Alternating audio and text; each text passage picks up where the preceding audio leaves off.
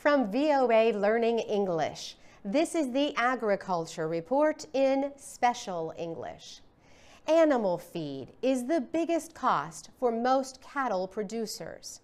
In the United States, the cost of hay, grain, and other feed has risen sharply because of a drought. At the same time, wildfires this year burned more than 1 million hectares of North American rangeland. Jack Field raises cattle in the northwestern state of Washington. To save money, he made plans to transport his small herd of cows 300 kilometers away to feed on crop stubble. Crop stubble is what remains after crops have been harvested. Moving his cattle from farm to farm costs money and time, but he says if he can avoid feeding them hay, he can still make a profit. Tim Del Corto is a beef scientist at Oregon State University.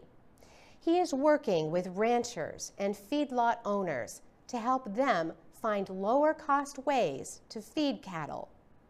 He says cattle can eat things like grass seed straw and distillers' grains. These grains are left over from ethanol fuel production. He says cattle can also eat vegetables rejected by vegetable processing factories, like green beans and carrots. Tim Del Corto says beef cattle can digest almost anything.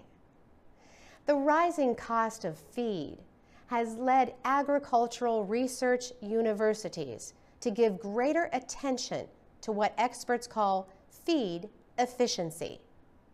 The University of Idaho has a cattle barn where sensors measure exactly how much food each cow eats. Professor Rod Hill says just because animals are growing at the same rate does not mean they eat the same amount of food.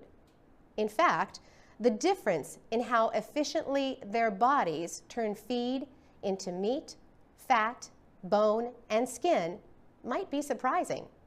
Rod Hill says ranchers can use selective breeding to get the same growth with less feed.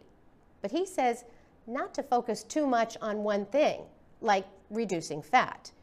He says that while leaner beef cattle are more efficient, they produce less profitable meat. For VOA Learning English, I'm Carolyn Presutti. To raise healthy cattle, visit the website in the description box below for more guidelines.